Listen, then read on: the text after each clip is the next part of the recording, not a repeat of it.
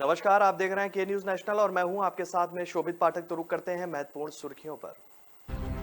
PM Modi आज BIMSTEC शिखर सम्मेलन को करेंगे संबोधित, अहम मुद्दों पर होगी चर्चा। बाबर की मां से सीएम योगी आदित्यनाथ ने कहा कि मैं हूं आपका दूसरा बेटा, नहीं बचेंगे दोषी। पंजाब का विरोध दरकिनार, केंद्र सरकार ने चंडीगढ़ में लागू किए केंद्रीय सेवा नियम, अधिसूचना जारी। मान के 10 मंत्रियों को मिले आवास, 3 को सेक्टर 2 और 7 को सेक्टर 39 में कोठियां आवंटित। रूस बना रहा मूर्ख, यूक्रेन जंग के बीच कीव से सेना हटाने पर पेंटागन से कही बड़ी बात। प्रधानमंत्री नरेंद्र मोदी आज यानी बुधवार को 5वें बिम्स्टेक शिखर सम्मेलन को संबोधित करेंगे। इसका आयोजन वर्चुअल तरीके से किया जा रहा है। शिखर सम्मेलन की मेजबानी वर्तमान बिम्स्टेक अध्यक्ष श्रीलंका द्वारा की जा रही है। इस शिखर सम्मेलन का विषय बिम्स्टेक एक क्षमतावान क्षेत्र और समृद्ध अर्थव्यवस्था और स्वस्थ लोग हैं। बिम्स्टेक शिखर सम्मेलन में प्रधानमंत्री मोदी सुरक्षा सहयोग जैसे मुद्दे पर चर्चा करेंगे। इसका वर्तमान उद्देश्य आतंकवाद का मुकाबला करने और हिंसक उग्रवाद को रोकने के लिए मजबूत कानूनी मापदंड स्थापित करने पर है।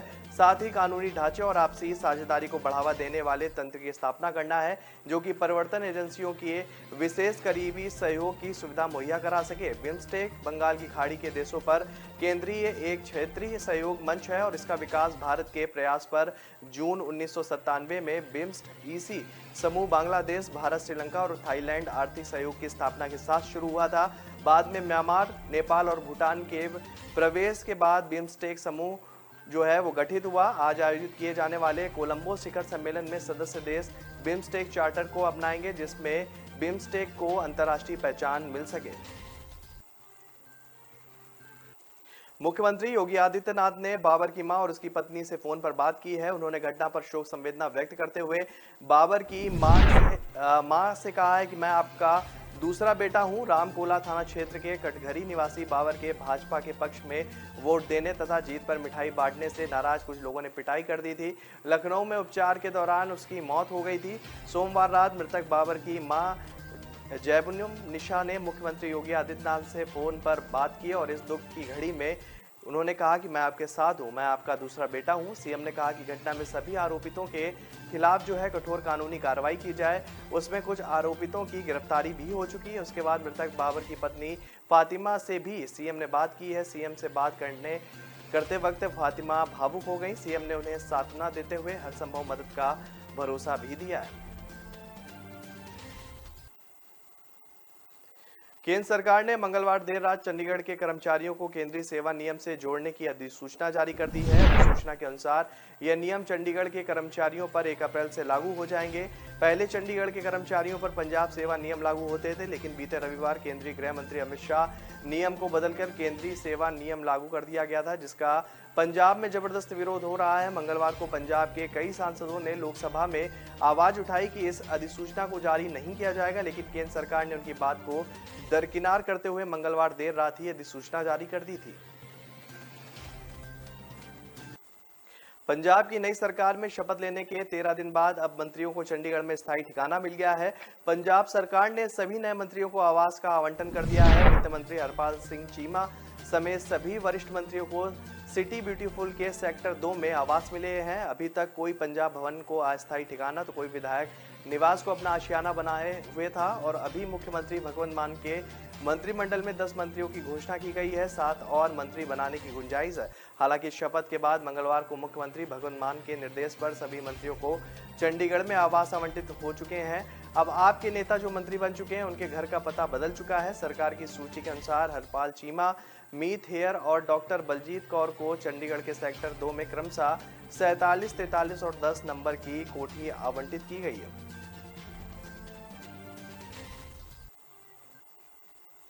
पैंतीस दिन से जारी जंग के बीच रूस अचानक कीव से सेना कम करने के लिए राजी होने पर अमेरिकी रक्षा प्रतिष्ठान पेंटागन ने संदेश जताया है। पेंटागन का कहना है कि रूस मूर्ख बना रहा है, वह कीव में सेना घटाने की आड़ में व्यूह रचना में बदलाव कर रहा है। पेंटागन के प्रेस सचिव जॉन किर्बी ने मंगलवार को रूस के ऐलान के बाद कहा कि रूस अब यूक्रेन के अन्य क्षेत्रों पर ध्यान केंद्रित करेगा और कीव पर भी हमले पूरी तरह बंद नहीं करेगा। गत दिवस युद्धरत यूक्रेन व रूस के बीच तुर्की के इस्तांबुल में वार्ता का नया दौर हुआ था। इसमें रूस ने कीव से अपनी फौज कम करने पर रजामंदी दी है, लेकिन हफ्तों से जारी जंग के बीच रूस के रवैये में नरमी को अमेरिका सुखद बदलाव नहीं मान रहा है। पेंटागन का कहना है कि यह सेना की वास्तविक वापसी न होकर तैनाती में रणनीतिक परिवर्तन है। हमें अब यूक्रेन के अन्य इलाकों में बड़े हमलों के लिए तैयार रहना चाहिए। कीव से सेना कम करने हटाने का मतलब यह नहीं समझना चाहिए कि कीव पर खतरा कम हो गया है। तो ब्रेक पर जाने से पहले रुक करते हैं महत्वपूर्ण सुर्खियों पर। पीएम मोदी आज बिम्स्टेक शिखर सम्मेलन को करेंगे संबोधित, अहम मुद्दों पर होगी चर्चा। बाबर की मां से सीएम योगी आदित्यनाथ ने कहा कि मैं हूं आपका दूसरा बेटा, नहीं बचेंगे दोषी। पंजाब का विरोध दरकिनार, केंद्र सरकार ने चंडीगढ़ में लागू किए केंद्रीय सेवा नियम, अधिसूचना जारी। मान के 10 मंत्रियों को मिले आवास, 3 को सेक्टर 2 और 7 को सेक्टर 39 में कोठियां आवंटित। रूस बना रहा मूर्ख, यूक्रेन जंग के बीच कीव से सेना हटाने पर पेंटागन से कही बड़ी बात। न ऐश का न द्वेष का, यह दंगल है देश का। सुलगती समस्याओं के जुलसते सवालों का होगा दंगल देश का। प्रशासन के प्रश्नों को लेकर होगा दंगल देश का। शिक्षा, स्वास्थ्य, समाज, कानून और व्यवस्था के आज क्या है हालात। सोमवार से शुक्रवार रोज रात 8 बजे जलपा क्षत्रिय के साथ दंगल देश का। ब्रेक के बाद फिर स्वागत है आपका। रुक करते हैं आगे की खबरों पर। पश्चिम बंगाल के पांडेश्वर में तृणमूल कांग्रेस विधायक नरेंद्र नाथ चक्रवर्ती का एक वीडियो सामने आया है, जिसमें भाजपा को वोट न देने की धमकी मतदाताओं को देते नजर आ रहे हैं। उन्होंने आसनसोल के हरिपुर में हुई कार्यकर्ता बैठक में भाजपा समर्थकों को विशेष तौर पर कहा कि आसनसोल उपचुनाव में वोट न डालें, पोलिंग बूथ में न जाएं, वरना चुनाव के बाद तृणमूल के कार्यकर्ताओं के जरिए उनका पता लगाया जाएगा। अगर वे वोट नहीं करते हैं तो राज्य में रह सकते हैं, अपने काम व कारोबार कर सकते हैं। तृणमूल कांग्रेस उन्हें पूरा सहयोग करेगी। भाजपा प्रवक्ता ने सोशल मीडिया पर यह वीडियो पोस्ट कर चुनाव आयोग से शिकायत भी की है। अनिल बलूनी ने इसे लोकतंत्र का चीरहरण बताया है। राज्य में भाजपा के सह प्रभारी अमित मालवीय ने कहा है कि नरेंद्र चक्रवर्ती को सलाखों के पीछे होना चाहिए। ममता बनर्जी उन्हें संरक्षण दे रही है। राज्य विधानसभा में विपक्ष के नेता शुभेंदु अधिकारी ने कहा है कि नरेंद्र को 2016 में सीआईएसएफ ने कोलकाता के नेता सुभाष चंद्र बोस अंतर्राष्ट्रीय हवाई अड्डे पर हिरासत में रखा था, क्योंकि वे गैर लाइसेंसी पिस्तौल व गोलियां लेकर चेन्नई के लिए विमान पर चढ़े थे। बाद में उन्हें सशस्त्र अधिनियम के तहत गिरफ्तार किया गया था।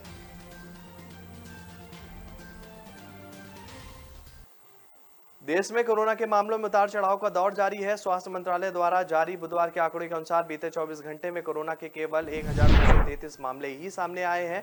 वहीं इस दौरान 31 लोगों की मौत हुई है और 1876 लोग डिस्चार्ज हुए हैं। सबसे बड़ी राहत की बात यह है कि देश में अब केवल 14,704 सक्रिय मामले ही बचे हैं। सक्रिय मामलों में भारी कमी का मतलब है कि कोरोना संक्रमित मरीज तेजी से स्वस्थ हो रहे हैं। वहीं महामारी की शुरुआत से अब तक स्वस्थ होने वाले कुल मरीजों की संख्या 4.24 करोड़ हो गई है। दिल्ली में बीते 24 घंटे में कोरोना के 95 नए मामले सामने आए और एक भी मौत नहीं हुई। राज्य में संक्रमण की दर 0.45% रह गई है। उत्तराखंड के सीएम पुष्कर सिंह धामी ने मंत्रालयों का बंटवारा कर दिया है। धामी ने अपने पास 21 मंत्रालय रखे हैं और उनके पास 24 विभाग हैं।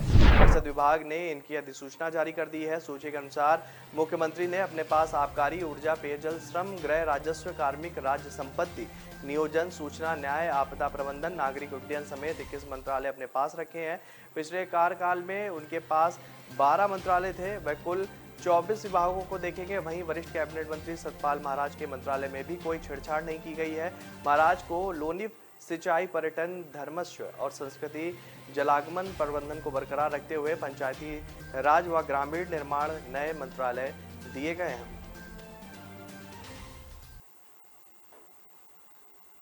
जम्मू कश्मीर में ग्राम स्वराज का सपना साकार करने के लिए 100 सूत्रीय कार्यक्रम की घोषणा की गई है। यह मुख्य रूप से ग्रामीण बुनियादी ढांचे, सुशासन, आजीविका सृजन, वित्तीय समावेश, युवा अधिकारिता, पर्यावरण संरक्षण और महिला सशक्तिकरण पर केंद्रित होगी। उपराज्यपाल मनोज सिन्हा ने मंगलवार को पंचायती राज संस्थानों के 20,000 से अधिक नुमाइंदे के वर्चुअल सम्मेलन में ग्राम स्वराज कार्यक्रम की घोषणा करते हुए जम्मू कश्मीर में एक समावेशी समाज के निर्माण के लिए पंचायती राज संस्थाओं को मजबूत बनाया है। उन्होंने कहा है कि गांव और शहरों के बीच खाई भरी जाएगी ताकि हर घर और नागरिक तक समृद्धि पहुंचे और इन संस्थाओं को मजबूत बनाकर ग्राम स्वराज को सही मायने को साकार करने के लिए एक प्रभावी प्रणाली को सशक्त बनाया जा रहा है। जम्मू कश्मीर के पुनर्गठन के बाद पहली बार ग्रामीण विकास एवं पंचायती राज विभाग के सहयोग से 6 घंटे की कॉन्फ्रेंस कराई गई है। एलजी ने कहा कि निर्वाचित पंचायती राज संस्थाओं की क्षमता निर्माण, कृषि, ग्रामीण रोजगार, शिक्षा, स्वास्थ्य, पोषण, सुरक्षित पेयजल आपूर्ति, स्वच्छता, सामाजिक सुरक्षा जैसी बुनियादी सेवाओं तक पहुंच और ग्रामीण जम्मू कश्मीर को एक व्यापार केंद्र में बदलने की उत्पादक क्षमता पैदा होगी। केंद्र सरकार ने कैंसर की 44 महंगी दवाओं का कारोबारी मार्जिन तय किया है, जिससे उनकी कीमतें घटी हैं। यह दवा केंद्रीय स्वास्थ्य मंत्री मनसुख मांडविया ने मंगलवार को राज्यसभा में किया। शून्यकाल में उन्होंने बताया कि उत्पादक द्वारा वितरक को बेचते समय दवा की जो पहली कीमत होगी, कारोबारी मार्जिन उसके 60% से अधिक न करने की सीमा लगाई गई है, ताकि दवा की एमआरपी नियंत्रित रहे। द्रमुक सांसद एवं अन्य के सवाल पर मांडविया ने बताया कि इससे दवा के दाम घटे हैं और कैंसर मरीजों को राहत मिली है। उन्होंने बताया कि देश ने कैंसर की दवाओं की उत्पादन क्षमता हासिल कर ली है। पहले ये दवाएं आयात होती थी, अब निर्यात होती हैं। तृणमूल कांग्रेस के सांसद डेरेक ओब्रायम ने 175 पूर्व सैनिकों के चिकित्सा बिलों का भुगतान केंद्र की स्वास्थ्य योजना में न करने पर सवाल किया है। मांडविया ने कहा कि 2021-22 में भुगतान के लिए 1343 करोड़ के बिलों में से 1330 करोड़ रुपए का निस्तारण कर दिया गया है। तो ब्रेक पर जाने से पहले रुक करते हैं महत्वपूर्ण सुर्खियों पर। पीएम मोदी आज बिम्स्टेक शिखर सम्मेलन को करेंगे संबोधित, अहम मुद्दों पर होगी चर्चा। बाबर की मां से सीएम योगी आदित्यनाथ ने कहा कि मैं हूं आपका दूसरा बेटा, नहीं बचेंगे दोषी। पंजाब का विरोध दरकिनार, केंद्र सरकार ने चंडीगढ़ में लागू किए केंद्रीय सेवा नियम, अधिसूचना जारी। मान के 10 मंत्रियों को मिले आवास, 3 को सेक्टर 2 और 7 को सेक्टर 39 में कोठियां आवंटित। रूस बना रहा मूर्ख, यूक्रेन जंग के बीच कीव से सेना हटाने पर पेंटागन से कही बड़ी बात। न ऐश का न द्वेष का, यह दंगल है देश का। सुलगती समस्याओं के जुलसते सवालों का होगा दंगल देश का। प्रशासन के प्रश्नों को लेकर होगा दंगल देश का। शिक्षा, स्वास्थ्य, समाज, कानून और व्यवस्था के आज क्या है हालात। सोमवार से शुक्रवार रोज रात 8 बजे जलपा क्षत्रिय के साथ दंगल देश का। ब्रेक के बाद फिर स्वागत है आपका। रुक करते हैं आगे की खबरों पर।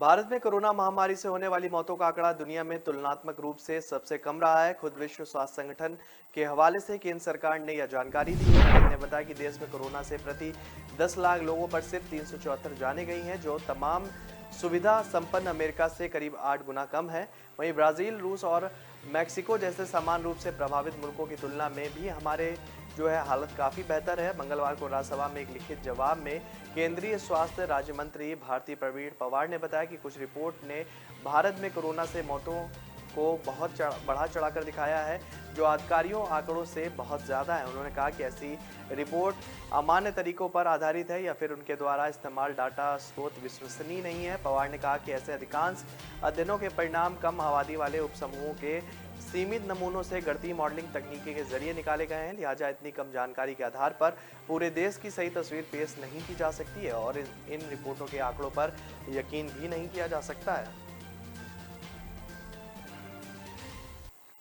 सरकार की नीतियों के खिलाफ ट्रेड यूनियनों के आह्वान पर हुई हड़ताल के दूसरे और अंतिम दिन मंगलवार को भी विभिन्न क्षेत्रों में कामकाज प्रभावित रहा। हरियाणा समेत कुछ राज्यों में सार्वजनिक परिवहन और बैंकिंग सेवाएं प्रभावित रहीं। हरियाणा में स्थानीय निकायों के कार्यालयों में भी काम नहीं हुआ। कर्मचारियों ने सरकार के खिलाफ प्रदर्शन किया है। All India trade union Congress की महासचिव अमरजीत कौर ने दावा किया है कि सोमवार को हड़ताल में 20 करोड़ कर्मचारी शामिल रहे हैं। दूसरे दिन इनकी संख्या बढ़ गई है। 12 सूत्री मांगों को लेकर केंद्रीय ट्रेड यूनियनों ने विभिन्न क्षेत्रों की स्वतंत्र फेडरेशनों और एसोसिएशनों ने जंतर मंतर पर धरना दिया है। केरल में राज्य सरकार काम नहीं तो वेतन नहीं के अल्टीमेटम का भी कर्मचारियों का पर असर नहीं हुआ है। सार्वजनिक क्षेत्र के बैंकों में लेन देन प्रभावित रहा है।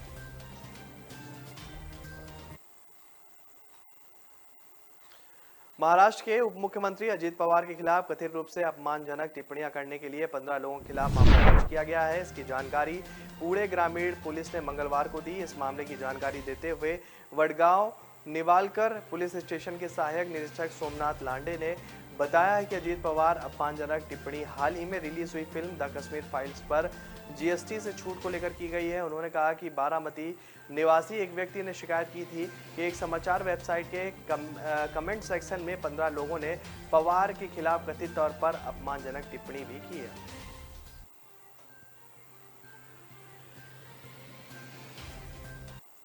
जम्मू कश्मीर में सुरक्षा बलों को बड़ी कामयाबी मिली है। सुरक्षा बलों ने श्रीनगर मुठभेड़ में 2 आतंकियों को मार गिराया है।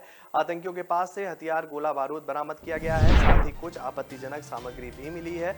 जम्मू कश्मीर पुलिस ने बताया कि श्रीनगर शहर में रैनावाड़ी इलाके में बुधवार को सुरक्षा बलों के साथ मुठभेड़ में लश्कर-ए-तैयबा के 2 आतंकी मारे गए। पुलिस अधिकारी ने बताया कि जम्मू कश्मीर की ग्रीष्मकालीन राजधानी के रैनावाड़ी इलाके में पुराने शहर की घेराबंदी और तलाशी अभियान के बाद आधी रात के करीब आतंकवादियों और सुरक्षा बलों के बीच मुठभेड़ हुई।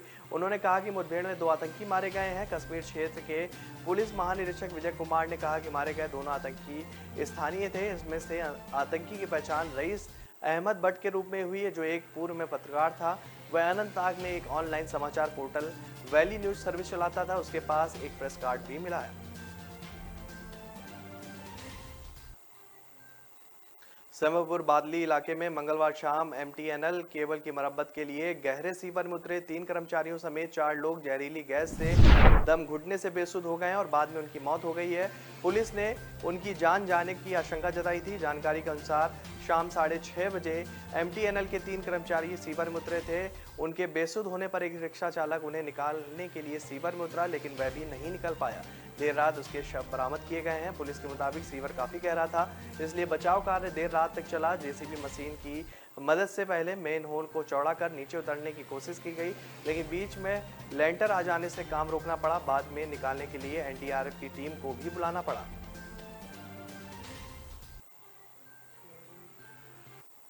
तो फिलहाल इस बुलेटिन में इतना ही। आगे की खबरों के लिए बने रहिए के न्यूज नेशनल के साथ। पीएम मोदी आज बिम्स्टेक शिखर सम्मेलन को करेंगे संबोधित। अहम मुद्दों पर होगी चर्चा। बाबर की मां से सीएम योगी आदित्यनाथ ने कहा कि मैं हूं आपका दूसरा बेटा, नहीं बचेंगे दोषी। पंजाब का विरोध दरकिनार, केंद्र सरकार ने चंडीगढ़ में लागू किए केंद्रीय सेवा नियम, अधिसूचना जारी। मान के 10 मंत्रियों को मिले आवास, 3 को सेक्टर 2 और 7 को सेक्टर 39 में कोठियां आवंटित। रूस बना रहा मूर्ख, यूक्रेन जंग के बीच कीव से सेना हटाने पर पेंटागन से कही बड़ी बात।